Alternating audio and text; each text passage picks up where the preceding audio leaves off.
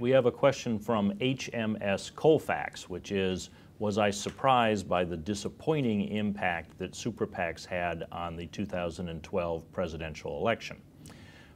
The answer is, I don't think we know yet that it was disappointing, depending on obviously whose view you're in, because what we're learning about the election as the final numbers are filed is that both sides, the Obama and the Romney camps at large, spent about the same amount of money.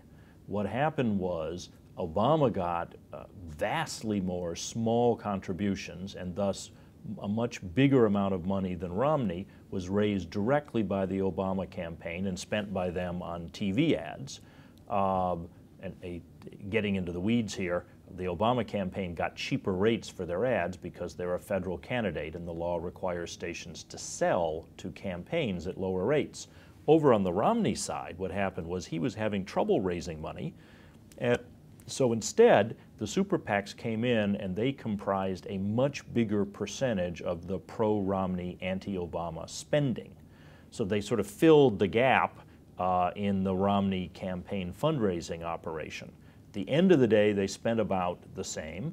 They paid more in the super PACs for their advertising because they didn't get that lowest unit rate out of for candidates. But they probably were a wash.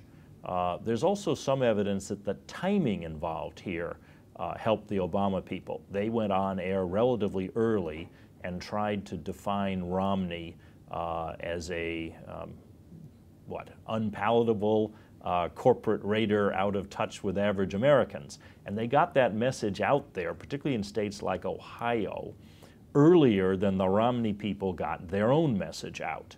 And I've seen some surveys that say that the Obama ads were simply more effective than the Romney ones. Now, if all of that's true, what I think happens in a future election is the super PACs learn, and the next time they come around, they do their ads earlier, they find ways to do more effective ads. So the fact that the super PACs didn't win the election at the presidential level or all of those Senate seats they were after this year doesn't tell us much about what happens in the future.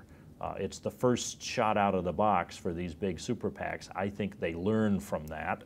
And in the future, you may see a Democratic candidate who is not as well funded as Obama. You undoubtedly in 2016 will have a Democratic primary, so you won't have an incumbent president able to stockpile money and spend it early. You're more likely to have a broke nominee struggling to raise money. And I think you will see better organized super PACs probably on both sides unless something changes in the election laws.